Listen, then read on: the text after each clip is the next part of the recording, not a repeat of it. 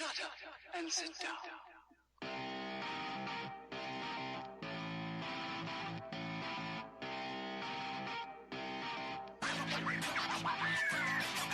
You're listening to the Cheaters Never Pin podcast, a proud part of the Section 328 family. Follow us on Twitter at CheatersInVRPin.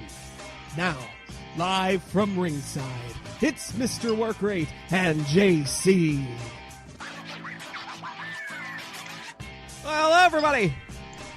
Welcome to a brand new episode of the Cheaters Never Pin podcast. I'm JC. My buddy right next to me, Mr. Workrate, Tom. I got a bowl of green peas here, so That's good. This is how we roll. That's how we roll. At the Cheaters Never Pin podcast. Yes. All the green penis you could want. Oh, what? Never mind. I think you meant peas. Well, green peas are full of green penis. You know, like carrots are full of carrotness. Ah, gotcha. Because I was going to make sure, we're recording this. I wanted, and it literally will go all over the world. So I wanted you to make sure. And who knows? I mean, it gets sent out to the satellites or whatever. They could be intercepted. Aliens could be listening to this right now, judging our intelligence as a species. It's true. We're oddly big in France as well. So, Oh. Bonjour. All right. Hey, so just so the people at home know, one, sorry we're recording this a day late. I had a massive headache yesterday. And then it's currently 11:45 Thursday night. So we're going to keep this show real short for you. Yeah, stuff happened. Good night, everyone. Yes, thank you. We love wrestling.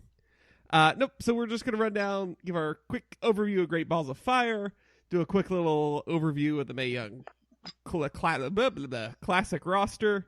We got some entries in the pin box for what's going on with Kurt Angle, and then we'll do a real quick match exchange. Good show. I remember what your match was. Quick plugs at the top of the show. I'll go ahead and get them out of the way now. If you're doing any shopping on Amazon, make sure you go to cheatersneverpin.com first. Click the Amazon button, do your shopping. Kicks us a few cents, and it doesn't cost you an extra thing. And thank you for all of you that did it this past week on Prime Day. Yeah, we got decent amount of you. Well, maybe not you, but people did. They bought stuff, and I mean, hell, I bought stuff. I mean, everybody bought stuff on Prime Day because it's Prime Day. And whoever ordered the 72-pack of carpet tape, you might need a professional help. Or amateur help. I mean, if anyone's willing to help, take it. Right? And then, of course, as always, if you really love what we do here and you dig everything that we do here at Section 328 and Cheaters Never Win and Cheaters Never Pin, go to cheatersneverpin.com, click the Patreon button on the front page, and kick us a few bucks, a few schmeckles a month, if you will. We greatly appreciate it. We got some great rewards. We appreciate having you as a patron of Section 328 and the Cheaters Never Pin podcast. Aren't schmeckles the unit of currency that they use in Rick and Morty for that one particular episode?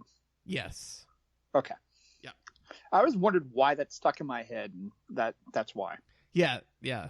That's what he had to pay episode. to get the gob guy to get them down the giant stairs. Yes. All right. Welcome to the Rick and Morty podcast. Coming soon to the Section 328 podcast media empire network. We'd probably get more listeners that way. We would. But I'd listen. Yeah. Well, let's just plow right in here.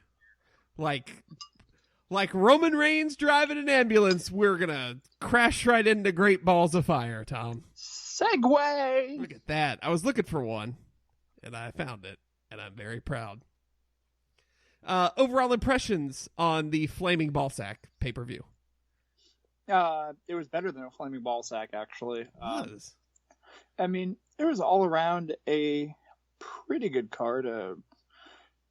We had some repetition with matches. I mean, if we need to see Miz and Ambrose again, I'm going to shoot myself. Cesaro, Sheamus, Hardy's is done now, hopefully. We're going to see Big Cass versus Enzo for the rest of our lives, probably. And Bray Wyatt won a match. Yeah, on pay-per-view. And then he won one the next night. Bray Wyatt got 2 wins in a row. Alert the local media. Why is local media not on this podcast? Because local media is kind of busy right now. They're worried about they're wondering if Cam Ward wants to step up and buy the team, right? I can only assume so.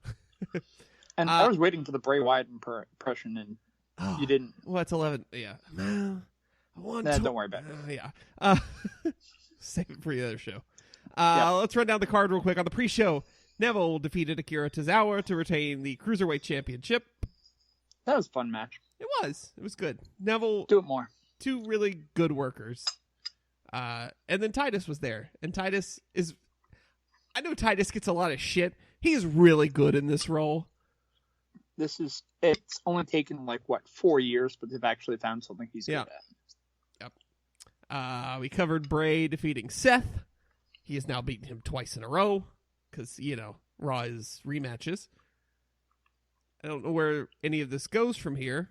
Looks like Seth and Dean may or may not re-team up, but I don't know what's next for Bray.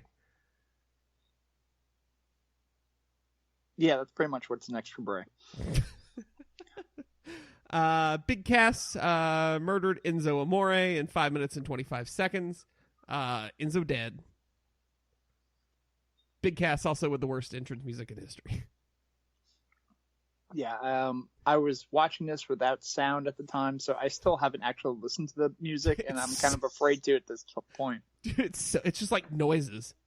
And I've gone back and listened to it so many times, but there's no what is this? And I love the CFO dollar signs. They're very good at what they do. And this is shitty. And it's a shame because, if you're using the whole kind of Brooklyn aspect to him, and, there's a lot of ways that you can go with the theme just with come him. Out to Billy Joel. Billy Joel's from Long Island, damn it. What? It's all New York. No one gives a No. shit. Yes, it's all the same. No. Yes. Don't take him from us. And then he's ours. Okay. Big Cass looks like he's going to be embattled in a feud with the Big Show now because they're both big, and Vince was sitting in Gorilla rolling the dice, which is a euphemism. That's a pile of money right there, and by pile I mean 2 bills. And you can't spend that.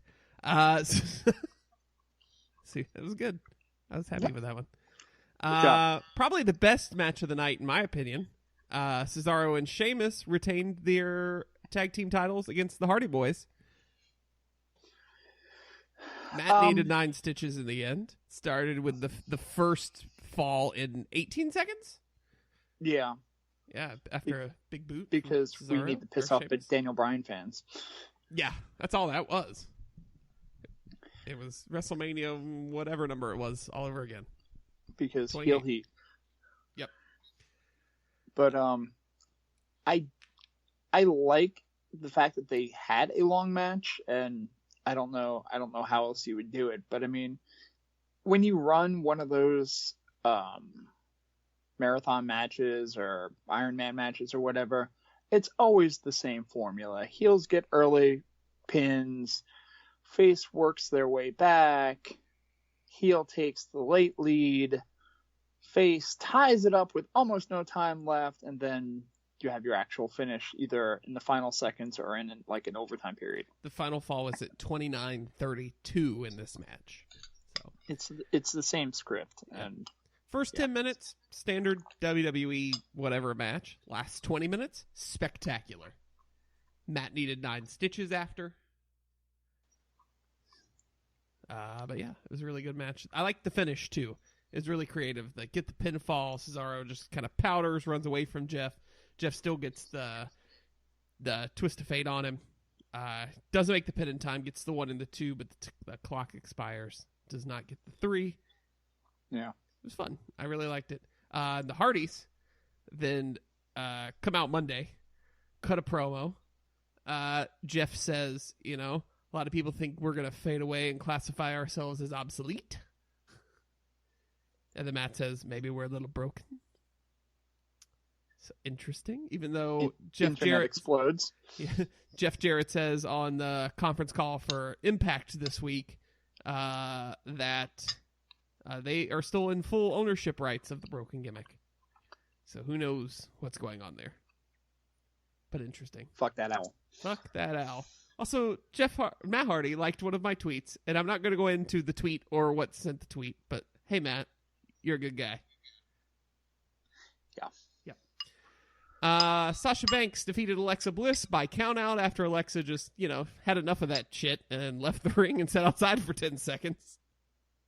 Because heels. I mean, and that's her character too. And as much as a screw job finish as that is, and that frustrates people, that's perfect for her character, and it progresses the story. Yeah, I really liked it here. I didn't like it, 2 or 3 weeks ago when the Usos did it.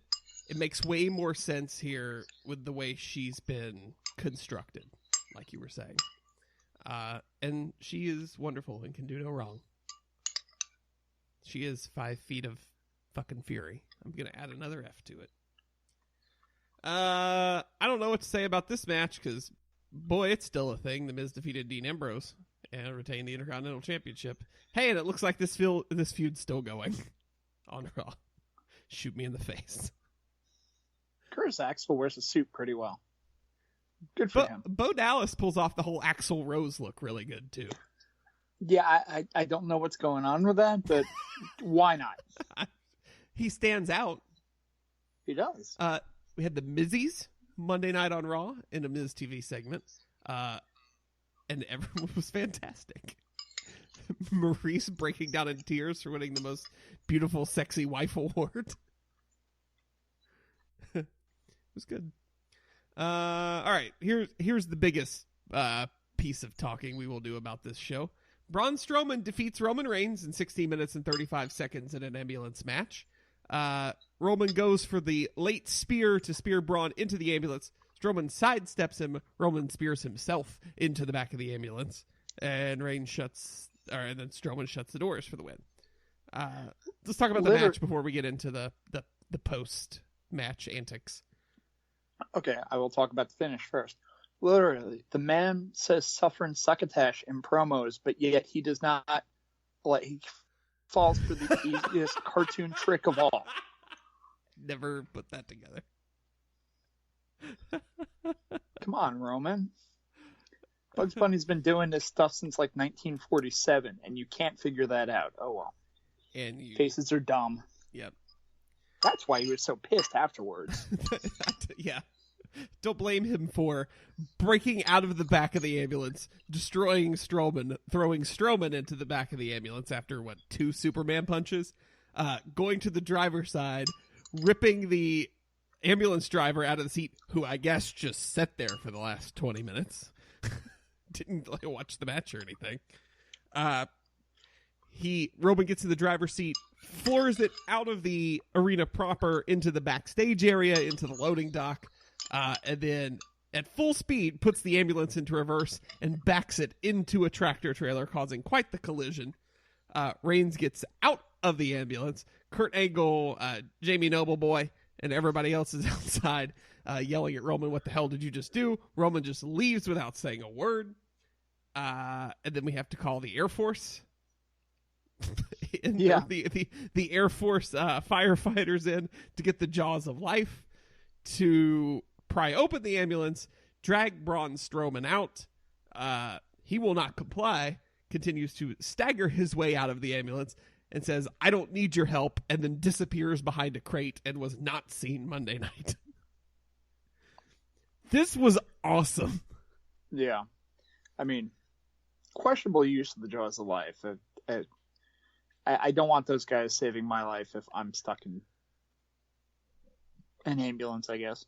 So is this feud going on? Are we going to keep going with this? Which, I'm fine with that, if it's going to be this good. I don't think you can let it go at this point, but... Do we circle back to it after SummerSlam, maybe? I mean, I guess so, but I mean, shouldn't this have been a double turn? Or are we still insisting on... It felt that way Sunday night, and then Monday on Raw, Roman's kind of he's back to normal Roman, which, however you want to interpret him, he is either face or heel. So he's going to face Joe Monday night for a number one contender slot for the championship at SummerSlam. Spoiler alert, Joe lost. Could we see the return of Strowman Monday, and then somehow this becomes a fatal four-way, which I think is a possibility? I don't know. I think you want to at least have Strowman sell this a little bit because, you know, the guy's practically dead or whatever. I mean, he came back from the dead once already. Yeah, for sure. I'm glad we didn't see him on Monday. I was worried they were going to parade him out there after he was covered in the ketchup or strawberry jelly or whatever it was when he came out of the ambulance. Blood packets. Yep, blood packets. Probably given to him by Byron Saxton. Yeah. Most important match of the night that we didn't get to see any of. Heath Slater defeated Curtis Hawkins with a Canadian destroyer off the top rope in 2 minutes and 10 seconds as filler while they extracted Braun Strowman from the ambulance. It's the best tweet I've ever seen. Brian Myers, Kurt Hawkins tweeting out, for those of you who are wondering, Heath Slater won with a Canadian destroyer off the top rope. Shame you didn't see it, guys. Yeah. Oh, well. And apparently they did rush that out there to fill time because the Jaws of Life were taking longer than they were supposed to. By all accounts. And, yeah, I mean, that's what I had heard, too, that Slater and Hawkins really did not expect to be on the card. And Hawkins said he was in catering when they were like, we need you to go out there, like, right now. I mean, they did. They went out there with, like, their shirts on and...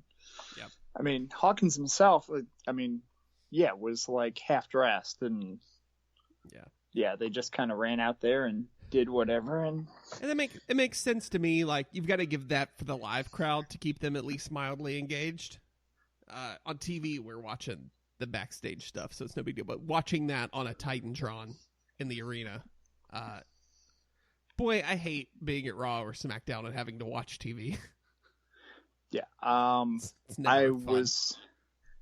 I was at, I guess the last taping Raw or SmackDown that we had in Raleigh, was a SmackDown where, Mark Henry pulled a bus or something. I don't remember what it was, but I just remember him being like outside and having to pull a bus or a tractor trailer or something like that because, you know, strong. And it killed that crowd so dead because you're just watching TV. The last Raw I went to was in Greensboro. It was the debut of Golden Truth and also the debut of the Shining Stars. So I was there. I should get a commemorative T-shirt. And they showed or something, right? They showed the big video package about how the Golden Truth had gotten together on the Titantron, and it was like 4.5 minutes long. And I just remember being like, it is 10 o'clock at night, and I am watching television in a room with 10,000 other people. What the fuck? Yeah. That's why they did that. I like it. I think they should do it more. Yeah. Stuff like that. It gave it a real, like, holy shit, we got to do something. It gave it a real, like, panicked feel to the whole situation, which I liked. Main event, Brock Lesnar defeats Samoa Joe in 6 minutes, 25 seconds with the F5 to retain the WWE Universal Championship, which, yes, it still does exist. Joe gets the jump early as Heyman's doing Lesnar's introduction. Lesnar recovers a bit. The bell finally rings. Joe has the upper hand pretty much the entire match until Lesnar catches him with one F5 off guard to end it. This match was perfectly structured for what it needed to be. I loved it. Yeah, it was great. It didn't seem like it went 6:25 either. It seemed like a longer match. Yeah, that's what I thought too. And then when I heard it was 6 minutes, I was like, really? I would have said 10. Well, I guess, Lesnar time is technically like 10 seconds is like a minute, so. Lesnar was highly motivated in this match. You could tell. Yeah. He wanted to put on a show with Joe. And I think it's a thing too of like it's something different. It's not just, Suplex City or just quick choke out, or I guess working with Goldberg, then to work with Joe is like apples and oranges. They've been booking his matches way better though since Mania 32 against Ambrose when they had that shit show, which I know Ambrose has put all the onus on Lesnar for the issues. But all the Goldberg matches were great because they were exactly what they needed to be. Short, just let's destroy some mess and move on. Great's a strong word, but okay. They were, for what they needed to be and what they were great. Okay. The Mania match? Come on. I enjoyed it. I don't enjoy one of the people in it, so that's probably the thing that bothers me the most. Yeah, that's just me. I don't know why you don't like Goldberg. He was fine in like 97. He was fine in the Atlanta. He was fine at the Georgia Dome. All right. So that was Great Balls of Fire. We should run down pay-per-views that fast all the time, Tom. Yeah, definitely. Yeah, and we even covered the stuff that happened on Raw. Tom, did you watch? And nothing happened on SmackDown. So no, SmackDown. Cena. Let's see. AJ came out, was like, "I'm gonna do a U.S. title open challenge." Cena came out, was like, "Cool, I started that. I'll challenge you." And then Owens and Rusev came out, beat him down, and were like, "Tag team match, play it." And then Cena and AJ won the tag team match, and there was some other shit in the middle. There's a Fandango thing. Yeah, the worst one yet. Fashion Files. I think the Fashion Files thing may be starting to jump the shark. Maybe. All right, that was Great Balls of Fire. WWE's got some other hot shit going on right now, and I mean that in a good way. The Mae Young Classic tapings have begun. We won't spoil any of that because I really want to watch it, and I've seen a lot of results on Twitter, but also forgotten them quickly because I want to watch it and experience it. Spoiler, ladies wrestle. Yeah. Spoiler, a woman won. There was a woman referee as well. Yes, her debut. They had hired her 3 or 4 months ago, I think. I remember that story breaking. So, yeah, it's exciting. Among the competitors now, this evening, Thursday evening, they did the full Parade of Champions on Facebook Live, and they've uploaded it to their website and to YouTube and such since. So if you want to see all the competitors, it's all there on the internets for you. But key people involved include Abby Lath, who is the former Kimberly, and I think she went by Kimberly Frankly earlier in NXT as well. My pick to win, and I know she won't because she's not under contract, but give me this moment. Candice LeRae, Mrs. Johnny Wrestling. She's not under contract? Nope, she is not under contract to WWE. I thought they signed her, but I guess it wasn't that they signed her. They got her to participate. Yeah, I do not. Yeah, because she was in that one battle royal. Keep talking, I'll look it up. She was in a battle royal for the number one contender for the NXT Women's Championship. Hasn't been on the show since. It's just in the Mae Young Classic, but is not a signed WWE talent. Let's see. Another one of my top 5 indie wrestlers in the world that are women. Kaylee Ray from the UK, who has been ICW Women's Champion in the past. Lacey Evans, who's an NXT talent. Scroll. Sarah Logan, who was the former Crazy Mary Dobson. Shayna Baszler, one of the 4 horsewomen. Rousey and the rest of the 4 horsewomen were ringside tonight at Full Sail.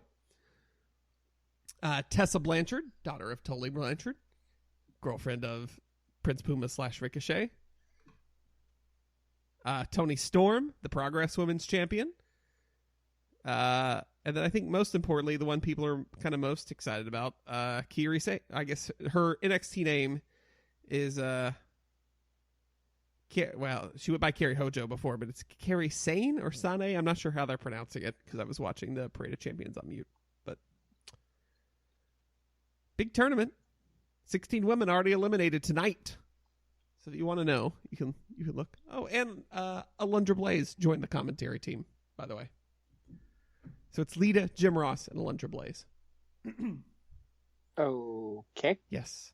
The show debuts immediately following SummerSlam because, it's not going to be a long enough day already. And then I think they dropped the first several episodes that week. The following week is the balance of the episodes. 2 weeks after SummerSlam are the live finals after SmackDown on the WWE Network. I'm excited for this, Tom. Yeah, it should be interesting just for the fact that we don't have to worry about angles and all the things that they insist on doing with women's matches now. It's just going to be straight up wrestling. Yeah. And, I mean, there's a lot of women in this tournament that can wrestle their asses off. So. Yep. And every report I saw from this evening said it was fantastic. Every match was fantastic. So I'm very excited. And we do, I can confirm at this time, we have a correspondent on the ground who will be joining us once the Mae Young Classic begins to air. We will have him on the show to discuss what he saw at Full Sail. Our friend Brian Shaw at BShawsome on the Twitter. And give us all the spoilers so we don't have to watch. Yes. Spoilers. Just ruin everything. Yep. I'm not going to give you any. I'm not going to give you any spoilers. No, we're gonna make him do it. Yep. Let's see. Yeah. So that's those two topics. Check. Check. Number 3. It's like we're doing it. Let's say we're just doing the. This is the amount of time we wanted to take to do the show is about how much time we used to take to do the 10 count. So. We had posted a question on the Facebook as well as the Twitter in response to the fact that we're going to learn finally Monday night on Raw what Kurt Angle's big secret is. We were asking you, the listeners, the Cheaters Never Pin Omniverse? Sure. We'll go with that. Cheaters Never Pin Omniverse. What you thought Kurt Angle's secret was. We got 2 responses. Thank you. One from our very own Full Sail correspondent, Brian Shaw. He said Kurt's going to reveal he was never really bald. He's been working us all this time. Well, if he never would have had that hair v hair match with Edge, it would have been an issue. Which I love the fact that they had a hair v hair match because Kurt was going bald. They wanted to cover it up. His hair just never grew back. That's how those things work, though. Wrestling is amazing. Yeah. Then we had a comment on the Facebook page from Jeremy DeStefano, and it just simply says, I hope it wasn't Paige. I hope it was. Good Jesus. Because she needs some help. Please, I can't. I'm moving on. I can't. Yeah. Okay. I dealt with like 16 hours of rage yesterday. Like blinding, had a headache rage from like 2 o'clock until I went to sleep last night over that bullshit. Okay. See my Twitter. Apparently for saying that domestic battery is wrong, I'm a millennial snowflake, according to one person that replied to me. But, whatever. It's all good. I don't give a fuck. Block. Moving on. Match exchange.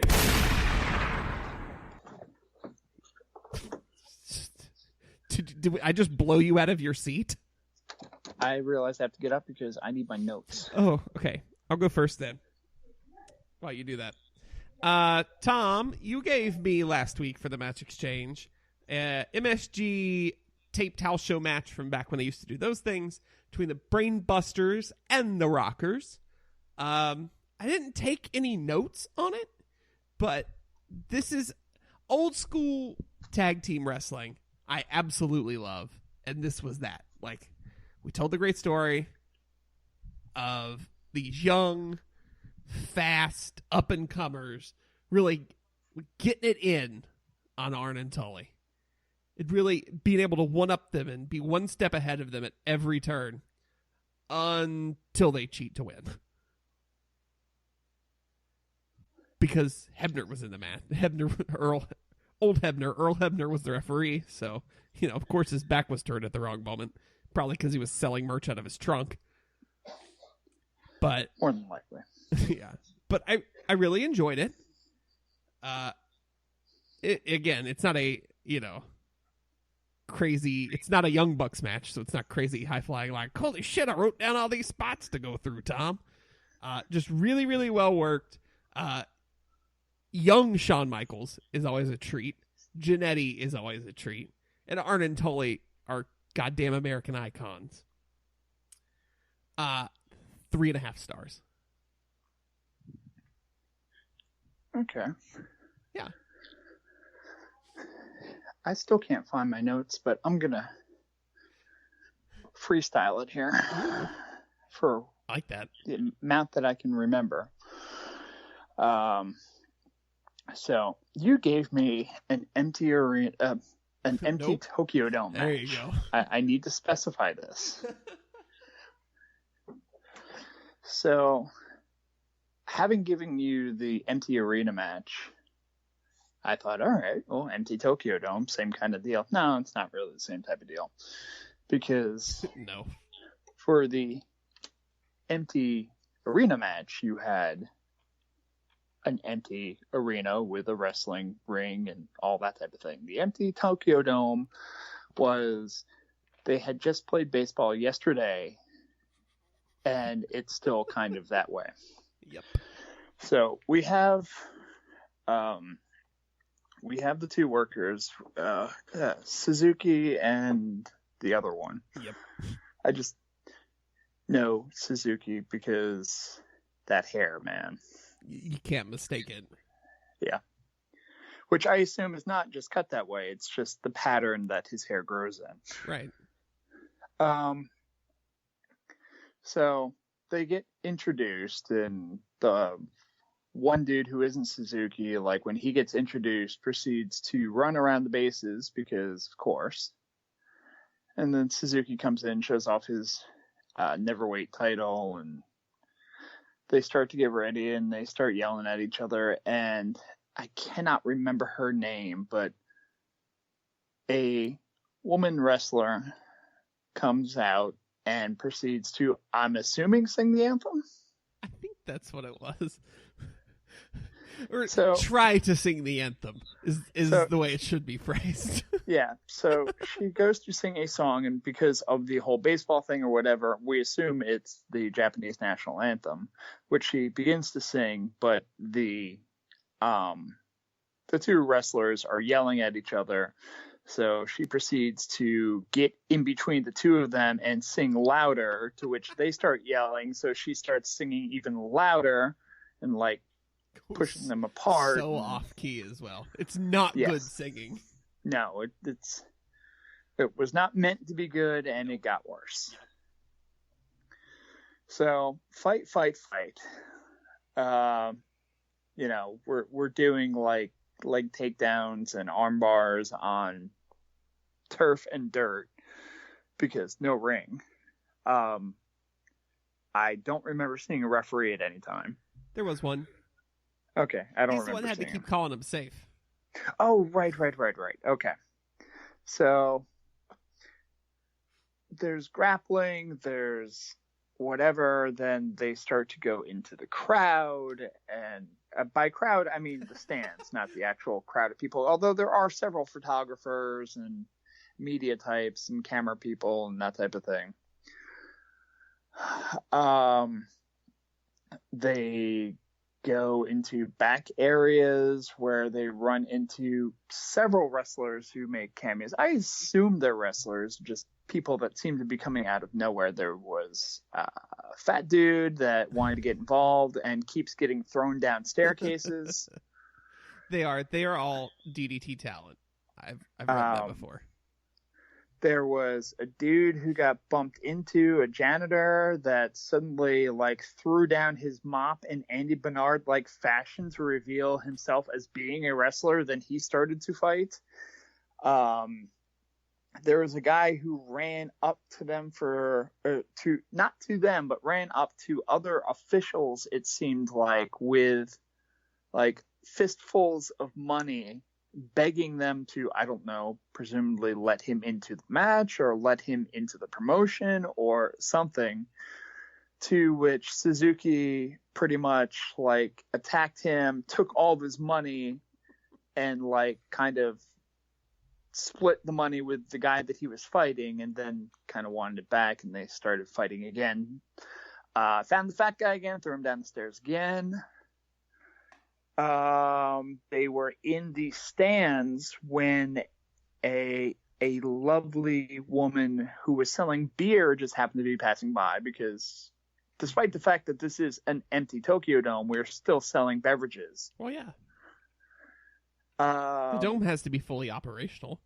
So she was selling her beverages, and the wrestlers got mad because, well, she was there, and then she got mad because she was still trying to sell her damn beverages, and why are you people here? So they got into an argument, and then she proceeded to kick one of the wrestlers, and then the other wrestler went to go argue, and then she kicked the other wrestler, and then proceeded to go back to selling beer.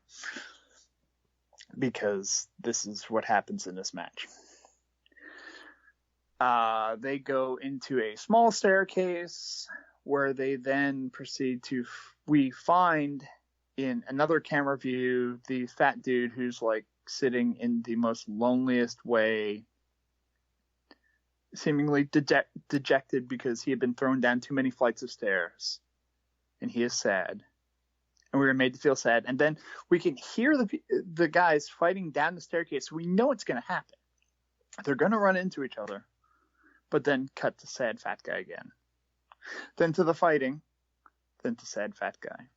It just keeps going back and forth. The anticipation is like driving you mad. Like, just get to him. And finally they make it to him. And he's just still sitting there disappointed. And then Suzuki proceeds to once again kick him down the stairs and then steps on him to get past him because reasons. So near the end of the match, they're fighting in a hallway, and there is a like Muay Thai kickboxer in full uniform, special gear, headdress, tassels, whatever you do. And Suzuki and the other guy look at him, and they're just like, oh shit. And Suzuki's like, no, you go.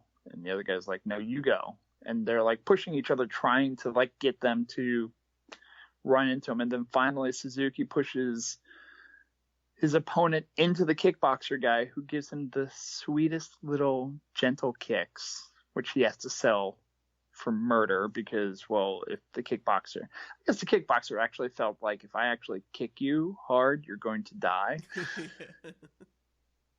To which Suzuki's like, oh good, a distraction, and then he sneaks around him the other way. And then the match ends. Yeah.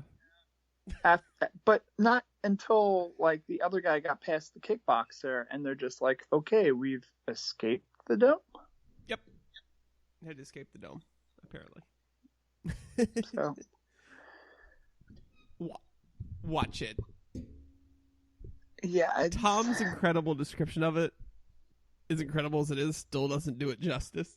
No. Because it is a spectacle. And again, like, if I knew Japanese, or I knew like who a lot of these people were, it might have helped.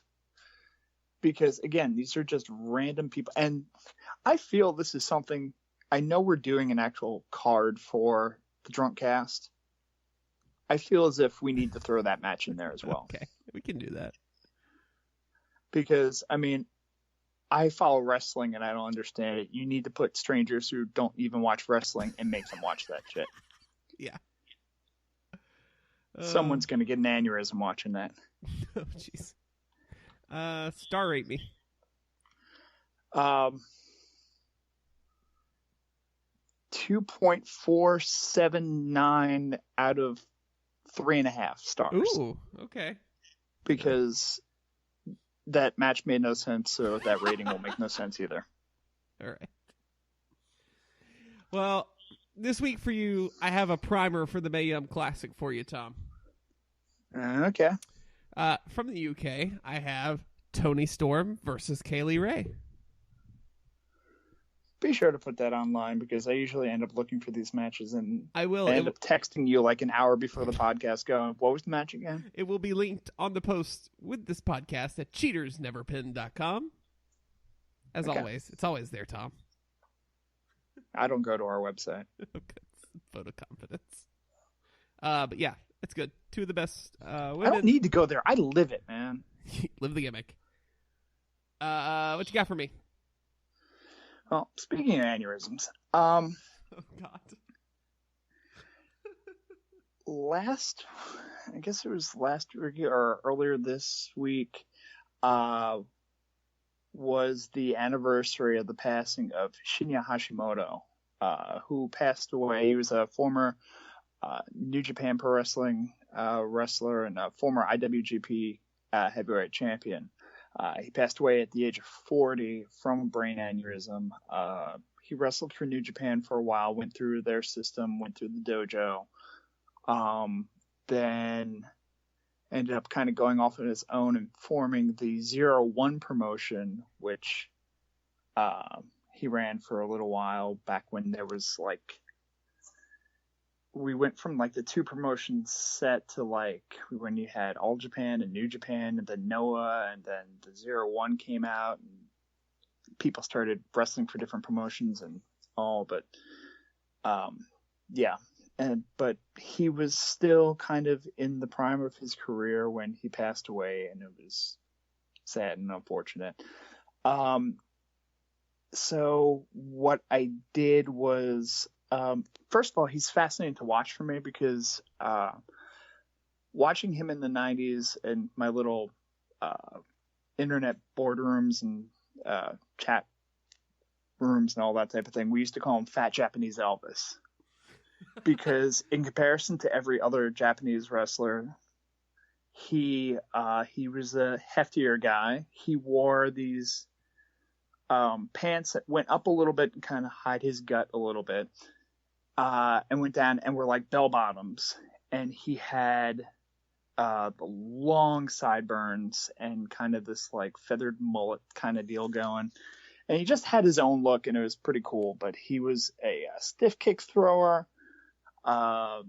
DDTs and brainbusters were his finishers and specialties. So I've got the date of the match, I guess, would be August 15th, 1995. The finals of the 1995 G1 Climax, so there's a theme for you there as well. Nice. Shinya Hashimoto takes on Kije Muto in the finals. I threw that at in there, but Kije fun to watch when he's not. It's weird to see him actually in these times because he's still he's still. But two, just see he wrestles a completely almost different style than Muda. Muda and Kije Muto are two completely different wrestlers that just can be portrayed by the same guy. Tom, you're being eaten by robots right now. Kije pull out a Muda type move, ring elbow, or obviously the moonsault, and it's just neat to watch. So okay. Hopefully our listeners on the Muda scale. Hopefully our listeners understood part of what you said, because I didn't, because you were being eaten by robots the entire time. I don't know if you... now. Yeah. Now there's a delay. All right, but we got the match. Muto Hashimoto from the G1, 98. Did I have that right? 95. There we go. Cool. All right. So before Tom completely bails, we're going to get out of here. Tom, tell the people where they can find you on the internet. Go on the Twitter at Mr. Workrate. Workrate. Just do that. I like that the only words that came through were Mr. Workrate. That's all you need to know. That's all you need to know. You can find me on the internet at JCBobbitt, JCBOBBITT, on Twitter, Instagram, Snapchat, wherever finer social media is pervade. You can find this show on Twitter at CheatersNVRPin. Also give us a like on Facebook, facebook.com/CheatersNeverPin. As we covered before, too. CheatersNeverPin.com's got 2 buttons. One's an Amazon button, one's a Patreon button. We'd appreciate if you clicked on both of them for us. Boom. That is one hell of a speed run of Cheaters Never Pin, Tom. If I'm still there. I mean, you are. I may have been taken by aliens. I don't know. All right. Well, hopefully Tom will be back next week if he's not been abducted and or eaten by robots. I hope my new robot overlords have... Hey, he's back! There we go. Just in time. You're back. Perfectly fine. All right, then. There we go. Yep. So for all of us here at Section 328 Media Empire, myself, and Tom... Who's still here, I guess. He is. We go catch you on the flip side.